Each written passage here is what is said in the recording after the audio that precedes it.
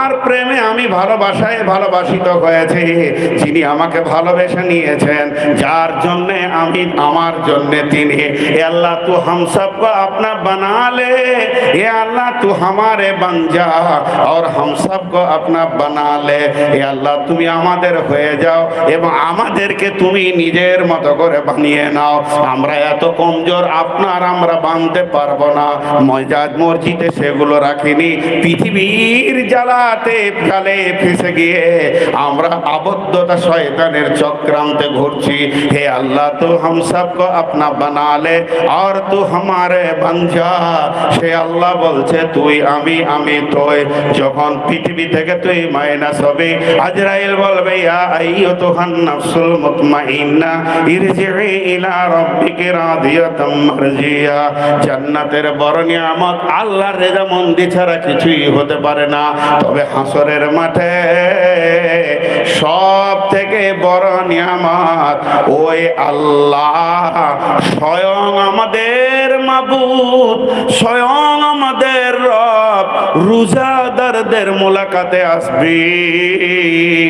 রোজাদারকে হাসরের ময়দানে দেখা করবে। বলেন আলহামদুলিল্লাহ। ভাই আমরা রোজা রাখবো তো ইনশাআল্লাহ? জোরে বলে রোজা রাখবো তো ইনশাআল্লাহ? রাসূলুল্লাহ সাল্লাল্লাহু আলাইহি ওয়াসাল্লাম 6 মাস আগে থেকে রোজার প্রস্তুতি নিতেন। আমাদের তো রোজা কাছেই গেল, মাঝে আর 2-3 মাস আছে। কে কে রোজা রাখবো একবার জোরে হাত তুলে ইনশাআল্লাহ রোজা রাখবো। আল্লাহ আমাদেরকে রোজা রাখার তৌফিক দান করুন এবং আমাদের জীবনের গুনাহগুলোকে মাফ করে দেন। তো যে রোজা রাখবে পৃথিবীতে লা তাহজান, আপনার কোনো টেনশন নাই, আল্লাহ আপনাকে হাসরের ময়দানে মোলাকাত করবে। তাহলে কয়টা নিয়ামত হলো কিয়ামতের মাঠে? খুব বাড়াবাড়ি হচ্ছে। নূর মোহাম্মদ গুলো সহ্য করে না, সব কটাকে খুলবো, খুলে ছুড়ে দিব।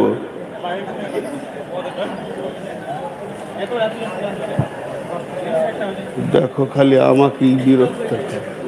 হ্যাঁ পা মানুষ মুখস্থ বিদ্যা চালাইছি, কোথাও ভুল করে দেবো। এখন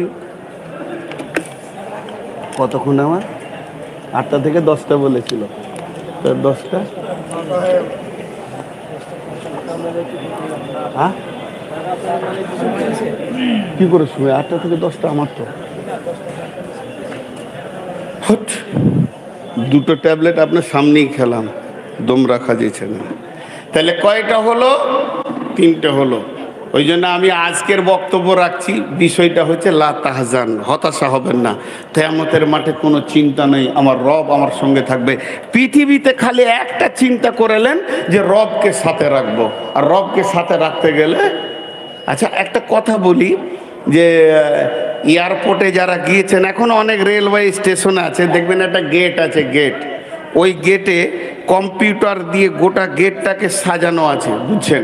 আর কম্পিউটারে লোড করা আছে কোন কোন মাল এদিকে পার করা যাবে না। এবার ওই মাল যদি আপনার বডিতে থাকে, তখন ওই গেটটা tick tick tick tick tick tick করবে, বলবে নিয়ে গেছে মাল আর কি। আপনাকে পুলিশ ধরে চেক করে মালটা বের করবে। আর যদি আপনার কাছে সেই মাল না থাকে, তো বলবে টিক, লম্বা করে টেনে দেবে একবার। তো তখন পুলিশ বুঝবে এর কাছে কিছু নাই, পার হয়ে যা। তো ওইগুলো লোড করা আছে। তো এখন বুঝানোর জন্য একটা কথা বলছি, যে এইখানে একটা গেট করা হবে, যে গেটটাতে লোড করা থাকবে যে রসুলের সুন্নত পরিপূর্ণ যে মানে সে পার হয়ে যাবে, আর যে মানে না সে আটকে যাবে। কটা পার হব আমরা? তো এখানেই যদি না পার হতে পারি, তাহলে ওখানে কি হবে? আল্লাহর ভালোবাসা লিব। জি, আমাদের মুখের দাবি ঠিক আছে, কিন্তু কাজ খারাপ, বুঝেছেন? একজনে যাবে দোমোহনাতে গিয়ে বসে আছে, ডালখোলায় বসে আছে স্টেশনে। তোকে জিজ্ঞেস করছি কোথায় যাবেন? বলছে শিলিগুড়ি যাবো। কিন্তু বসে আছে, শিলিগুড়ি যাবে ও ট্রেনে চেপে। আর ট্রেনটা এসেছে মালদা যাওয়ার, তো ও বসে গেছে মালদার ট্রেনে। তোকে বলছি যে নাম মালদা যাবে, যে বলছে না আমি মুখে তো বলছি শিলিগুড়ি শিলিগুড়ি শিলিগুড়ি। কোথায় যাবে ও? জোরে বলেন, যাবে কোথাও? পুরো বডিটা আছে মালদার ট্রেনে, আর মুখে বলছে শিলিগুড়ি। পৌঁছাইতে পারবে? তো আপনার আমার জিন্দেগি আছে বেঈমানি জায়গায়, আর মুখের দাবি আল্লাহর কাছে থাকবো, রসুলের কাছে থাকবো, হবে না। মাল ওই দিকেই টানবে, মাল ওই দিকেই টানবে। মুখের দাবিতে হবে না, হতে হবে কাজের ময়দানে। এরপরে চলেন 4 নাম্বার, 3টে বলা হয়ে গেল। 1 নম্বর হলো নূর দেওয়া হবে, 2 নম্বর হলো সেই দিন আপনার হাজে কাউসারের পানি পান করানো হবে, 3 নম্বর হলো আল্লাহর দিদার হবে শুধুমাত্র একটা আমলার জন্যে, রোজাদারের জন্য। 4 নম্বরটা হলো আজকে আমার মেন বিষয়। আল্লাহ তাবারাক ওয়া তাআলা রাসূল বলছেন, হযরত আবু হুরায়রা বর্ণনা করছেন, ওয়া নবী হুরায়রা রাদিয়াল্লাহু তাআলা আনহু قال قال رسول الله صلى الله عليه وسلم سبعة يظلهم الله في ظله يوم لا ظل إلا ظله। এমন একটা দিন আসবে কঠিন কিয়ামতের দিনে, একটা তিনও দানা থাকবে না, ঘাস থাকবে না, পাহাড় পর্বত থাকবে না, যে সেখানে কোনো ছায়া হবে এমন কোনো প্যান্ডেল থাকবে না, থাকবে না সেখানে বাড়ি ঘর, সামান্য একটা গামছা থাকবে না যে মাথাতে এইভাবে একটু রোদের সময় নিয়ে নিব। কারণ সেটা এমন একটা জিনিস, সেই দিন খালি তাঁতা তাঁতা করবে, জমিনটা তামার মতো জ্বলতে থাকবে। আল্লাহর কুদরতের সূর্য সেদিন তাপ ছাড়বে, তারপরও আলো থাকবে না। আমার রব এমনটাই কিয়ামতকে বানাবেন। সেদিন বিশ্ব নবী বলছেন একটা ছায়া থাকবে, এটাকে লোক বলে আরশের ছায়া। এর কোনো দলিল নাই যে এটা আরশের ছায়া। কেউ বলে এটা আর কিছু ছায়া, কেউ বলে সিংহাসনের ছায়া, কেউ বলে আল্লাহর ছায়া। আস্তাগফিরুল্লাহ, এগুলো কোনো দলিল নাই। আমার রব এটা সেদিন নতুন করে একটা ছায়া বানাবেন, তার মহব্বতের ব্যক্তিগুলোকে সেখানে আনার জন্যে সেই ছায়াটা আমার রব বানাবেন। এটাকে বোঝানোর জন্যে কোন মুফাসসির বলেছেন রহমতের ছায়া। কারণ আল্লাহর দয়া রহমত যদি না হতো তাহলে ছায়াটা হতো না।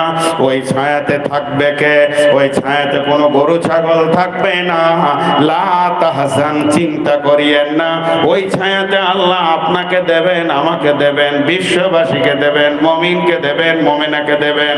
বন্ধুরা আমার, যে আল্লাহর ভয়ে গভীর রাত্রিতে শীতের সময় লেপটাকে ছেড়ে দিয়ে হু হু করে কাঁপতে কাঁপতে শীতের পানিতে উজু করে নামাজের কাতারে দাঁড়াচ্ছে, আল্লাহ তাই রকম গোলামের জন্য এই ছায়াকে বানিয়েছেন।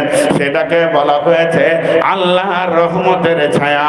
সাবাতুন ইযিল্লুহুমুল্লাহ। ওই ছায়াতে কে কে থাকবে? ওই ছায়াটা 7খানা জনের কোঠা করা হয়েছে। 7 শ্রেণীর লোক যারা পৃথিবীতে 7টা আমলে জড়িত থাকবে।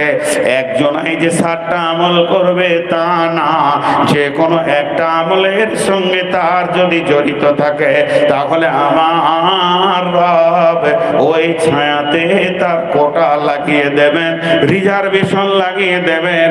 গোটা স্টেশনে যদি 2 লাখ লোক দাঁড়িয়ে থাকে আর আপনার আমার যদি রিজার্ভেশন এসিতে থাকে তাহলে কোনো চিন্তা নাই, আমার সিট আমি পেয়ে যাব। কিয়ামতের মাঠে লক্ষ কোটি লোকের সম্ভার হলেও যদি আপনার আমার আমল ঠিক থাকে তাহলে কঠিন কিয়ামতের দিন ওই রহমতের ছায়াতে আপনার আমার কোটা লাগবে।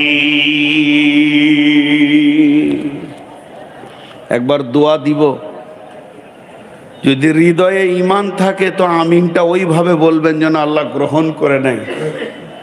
হে আল্লাহ, সেই কঠিন কিয়ামতের দিনে তোমার রহমতের ছায়াতে আমাদের জায়গা দিও। আমিনটা জোরে হলো না, যতটা আমি আশা করেছিলাম অতটা হয়নি। জি, সেই কঠিন দিন, সেদিন মানুষ পেরেশান থাকবে। আচ্ছা, একটা মানুষ যদি আপনাকে এসি ঘর দিয়ে হৃদয়কে ঠান্ডা করে দেয়, হালকা করে ফ্যানটা চড়ে এসি চলছে ফুরফুর ফুরফুর করে 19 কিংবা 18, এর গোটা এলাকা 48 ডিগ্রি সেলসিয়াস চলছে, তার ভিতরে আপনি ঠান্ডা হাওয়াতে আরাম করে আছেন। এটা যদি মানুষ বানাতে পারে, আমার রব কিয়ামতের মাঠে তার রহমতের ছায়াটা কেমন বানাবেন। হে আমার রব, তুমি আমাদের সকলকে সেই ছায়াতে একটু জায়গা দিও। আল্লাহ কবুল করে নেক, আল্লাহ কবুল করে নেক, আল্লাহ আমিন।